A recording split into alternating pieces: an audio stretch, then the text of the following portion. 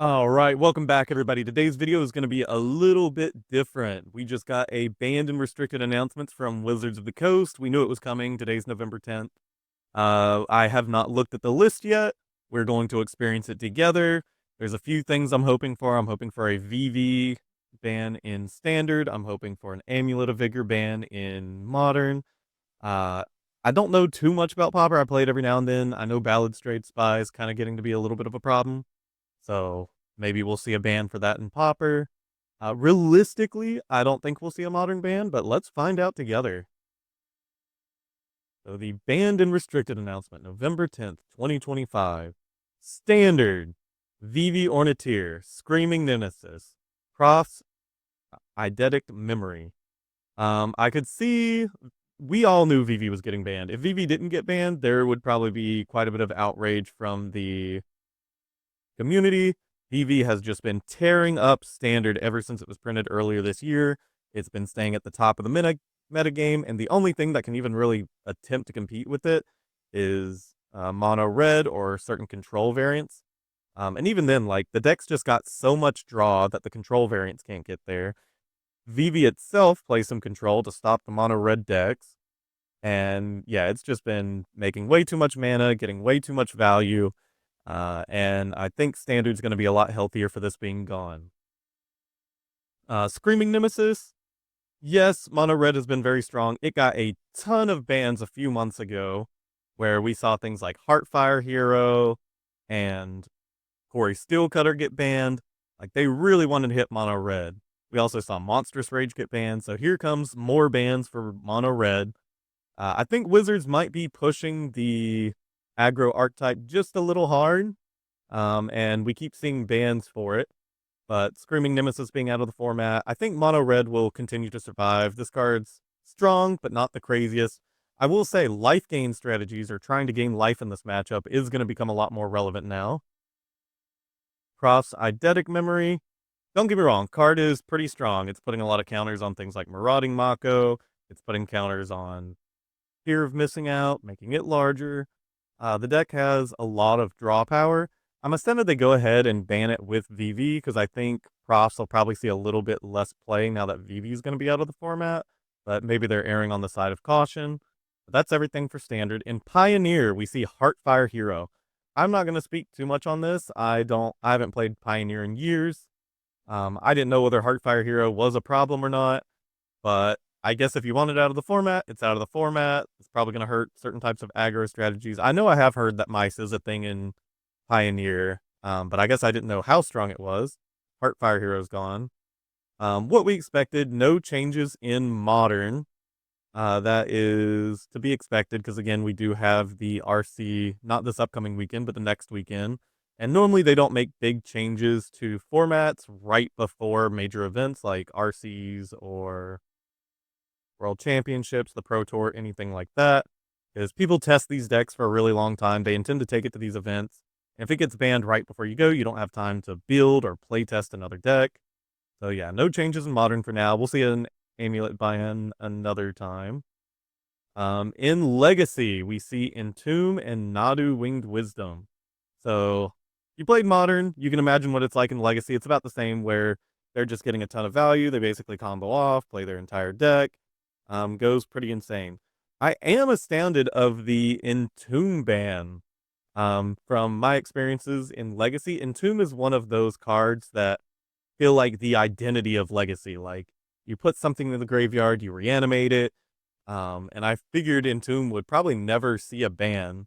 I figured maybe they would try to ban another piece, but I guess Entomb's hitting the ban in Legacy. So if you want to put cards in graveyard now, you're gonna have to use something else. You're gonna have to do like we do in Modern, where we draw and discard, or you're gonna have to play something similar to Entomb, but not quite like Entomb, kind of like Unmarked Grave.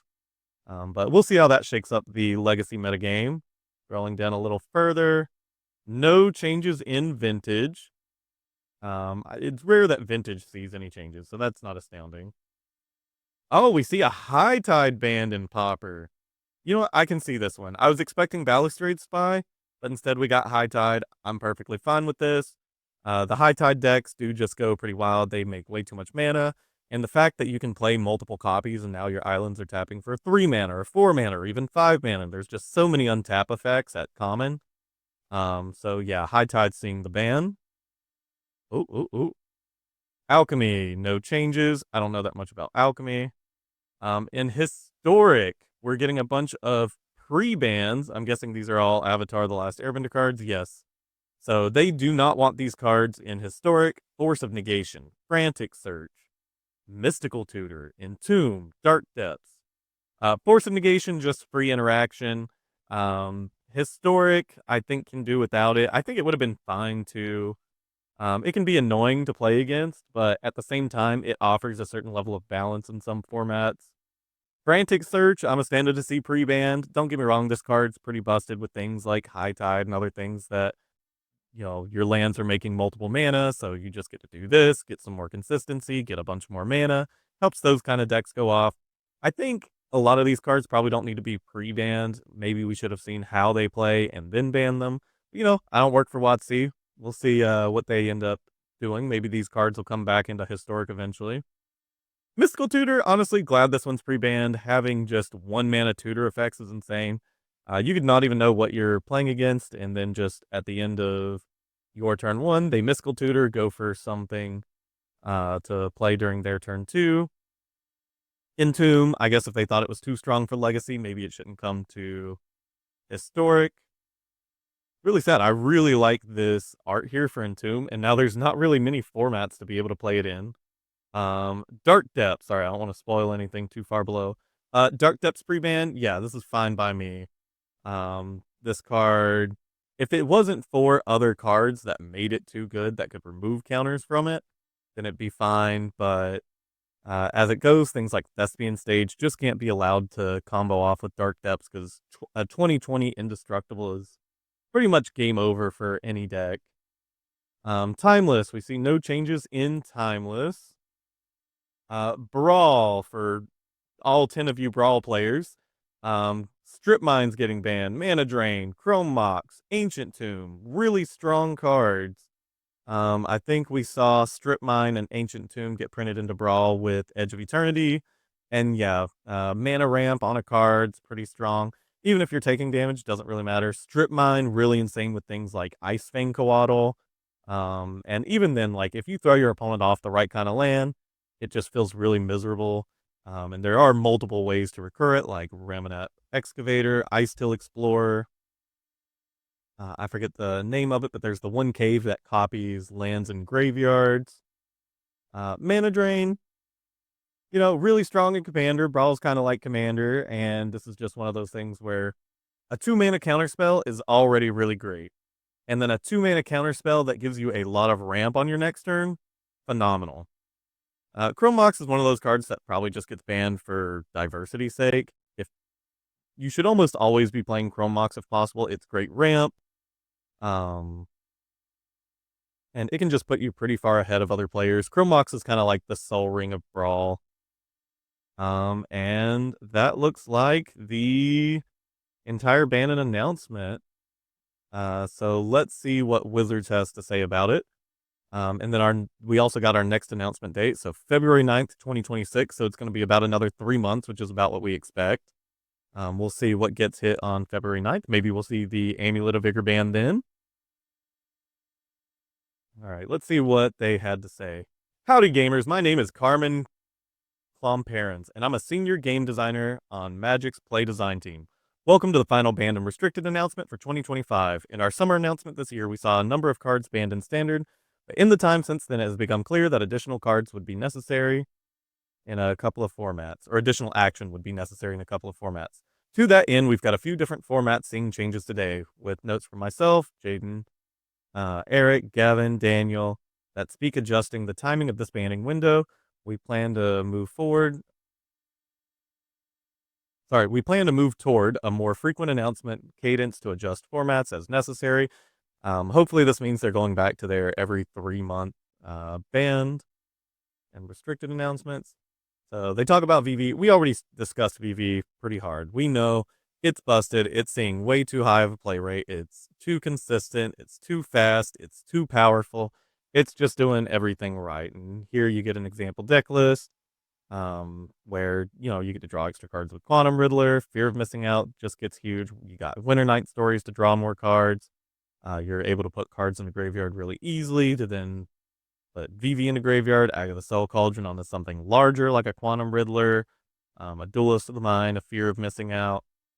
The deck's insane. We don't even need to read through all this. We know what's going on. Mono red aggro. So here's what they have to say about Screaming Nemesis. Screaming Nemesis is among the strongest cards in the default mono red aggro deck and one of the most frustrating cards to play against in the deck. It single-handedly removes most counterplay against mono red by giving the mono red deck a great game plan against two of mono red's natural predators, life gain and large blockers.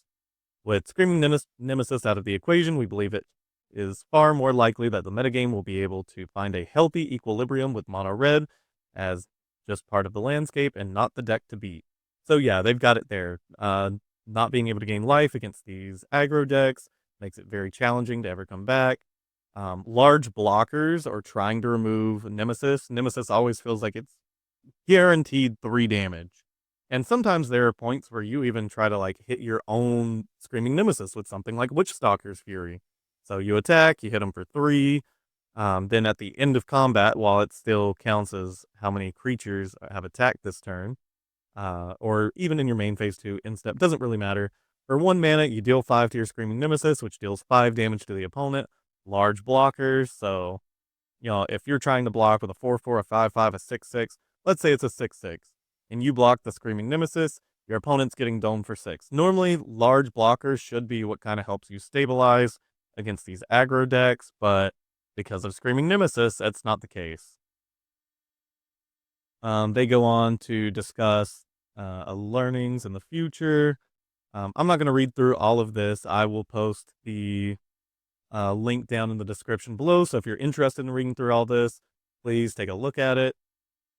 Pioneer, Heartfire Hero, core problem, especially on MTGA, is that it's too large of a portion of the format, has highest win rate, yada, yada, yada. So yeah, this is, I guess, what's getting hit.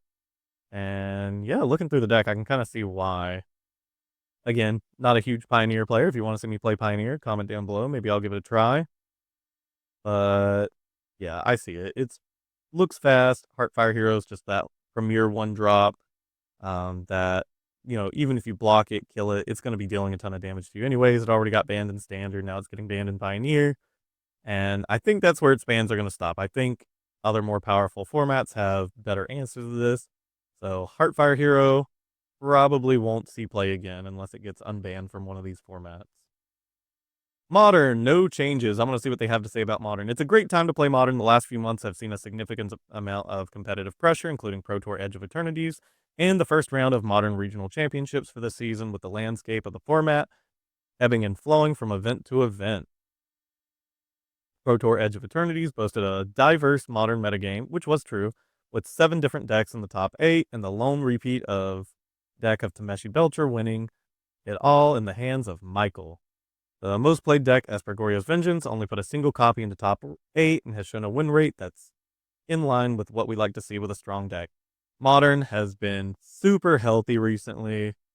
We've been seeing pretty even spreads amongst the top decks as far as play percentages. Different decks are winning the major events. We saw Jeskai Blink come up for the recent RC, which we hadn't really seen a lot of until then. And on top of that, like the metagame's always shifting. Like a different deck each week feels like it's on top. Here's what they're talking about with Amulet Titan. Coming out of the Pro Tour, there were many hanging questions about where the format would go and how it would adapt. Luckily, Modern is a format with strong hate cards that are great at targeting specific decks. In the time since, Amulet Titan and Izzet Affinity have both shown themselves as previously known forces to reckon with, putting up respectable numbers at the regional championship level. Amulet Titan is a deck with a storied history in the format, remaining in Tier 1 through metagames that included several cards on the ban list today. Recent adaptations to the deck include infinite combos between Shifting Woodland and Aftermath Analysts that allows the deck to produce an infinite number of Primeval Titans. They can bounce a bunch of permanents with Otawara, destroy most of the opponent's lands by looping Boseiju. What deck does that sound like that's already banned? Hmm. Hmm. Hmm. Hmm. I digress. That sort of combo isn't inherently problematic, but we are becoming increasingly aware of some tournament logistical issues that can arise with a deck as complicated as Amulet Titan when its win rate necessitates widespread adaptation in a format. Given the deck's legacy and Modern's ability to absorb most forms of combo decks over time, we aren't interested in making changes to the format at this time, but we will be watching the impact that Amulet Titan has in the coming months. If the deck continues to be disproportionately impactful around times at competitive events, we may begin exploring actions to take. So maybe we'll see Amulet ban or something else in the deck eventually. Maybe Aftermath Analyst gets hit. They're just talking about Jeskai Blink. Honestly, fine deck. I think it's okay. It kind of just feels like the new Boros energy. Legacy, Entomb, Nadu. They say it's time. After a significant amount of time and effort to preserve the iconic Entomb and Reanimate play pattern of Legacy, the time has come to lay it to rest. For multiple years, the Mere Reanimator has rested atop the Legacy metagame, surviving multiple bans, and each step has barely phased the deck. Earlier this year, we tried to ban around Entomb and force players to play a more committal version of Reanimator that chose between having a robust fair game and high impact, albeit exploitable, flashy combo plan. So yeah, again, I've always thought of Entomb and Reanimate as being part of the identity of Legacy, and now they're saying, yeah, it's time to lay it to rest. Let's try to make the format more healthy. Honestly, good on Wizards. As much as I like these iconic cards and iconic decks that represent formats, sometimes they just need to be laid to rest. They're so right for that. And then, do I even need to go into Nadu? We know how busted Nadu is. And like, there's even just like solid mid range piles with it. Legacy gets even more stuff than Modern does, where they also get access to things like Force of Will and Swords to Plowshare. Like, they just get so much that makes it so consistent to get Nadu out. And at the time that we had Nadu, we didn't even have Green Sun Zenith. Legacy's got Green Sun Zenith. Vintage, no changes, rarely does. High Tide, back in March, we unbanned High Tide and Prophetic Prism as something new we called Tribal Unbans, a novel and useful idea coming from the Pauper format panel. While Prophetic Prism went over without much discussion at all, High Tide was a different story. Quickly, people began building decks. The best minds in Pauper converged on a deck list that used, of all things, the splice onto arcane mechanic to generate tons of mana by splicing psychic puppetry repeatedly. And yeah, this is just one of those that like untaps permanents, and you can untap multiple times by splicing onto your same psychic puppetry. And it just allows you to untap a lot. I mean, here's the deck list. Again, links down in the description if you want to check out these deck lists and see what's happened with them. But yeah, honestly, I think it was good that Modern, that Wizards of the Coast unbanned it and then banned it again. I like whenever they test out unbans to see if something can come back into the format. We saw it with Modern last year where they unbanned Green Sun Zenith, and for the most part, it's been fine. And they unbanned a couple of other cards that I can't think of off the top of my head. And honestly, Modern's been fine with them. Faithless Looting. Faithless Looting was one of those cards that was banned and back in the format, and it's just a fair card. Like, not really problematic at all. Alchemy, no changes, no need to go into it. Historic, pre-ban, with a plethora of cards from Arena Anthology, bonus sheets, and special guests released coming to MTG Arena this year. Historic's card pool has expanded rapidly. For now, we're aiming to avoid format destabilization with pre-bans while monitoring the metagame to ensure that no individual deck is out of line. Eldrazi's been enjoying popularity and success in high-level best of 3, yada yada yada yada yada. In keeping our current format philosophy on free spells, historic players should not have to consider the threat of a free counterspell over the course of a game. That was a big adjustment in Modern whenever we started getting more free spells, starting with Modern Horizons 1. You had to kind of learn to play around them. Maybe historic players can learn how to play around them. But for now, Wizards is going to be like, we don't want free spells. Let's give the players what they want. They want a format without free spells. Let historic be that. Frantic Surge is a card capable, or is a card applicable mostly to context as a free combo enabler. While we are reevaluating the strength of combos that we are happy with in Historic, Frantic Surge is at risk that we believe should be kept out of the format for now. Understandable. Mystical Tutor offers selection for some of Historic's most powerful spells and is more relevant for tutoring up a combo piece. The efficient redundancy it offers for non-interactive strategies is undesirable for Historic. You know what? They're right on that. I believe that. Entomb may be more narrow than Mystical Tutor, but in a format with Persist and Necromancy, it's simply too powerful and consistent, enabling turn 2 or turn 3 reanimation strategies. Such efficient 2-card combos should be limited to Timeless. So yeah, they're just wanting to keep the higher powered stuff out of Historic. Entomb does enable very consistent, powerful cards to be coming onto the board, turn 2, turn 3. Dark Depths. The land tutors available in Historic make Dark Depths too consistent and non-interactive of a win condition with Thespian Stage, the problematic card. Few decks can deal with the threat of an instant speed merit Lage, especially when backed by redundancy and crop rotation. So yeah, lots of consistency to get Dark Depths and or Thespian Stage out. And this is a strategy that's in Legacy, so yeah, let's keep it out of Historic. Timeless, no changes, Brawl, the bans. I feel like I covered what's powerful about these cards pretty well. And yeah, that's the end of the article. If there was anything I missed, please comment it down in the comments below.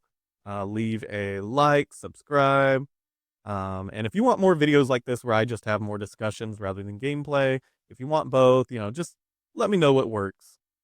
But that's it for now. Thank you all for watching. I'll see y'all tomorrow and peace out.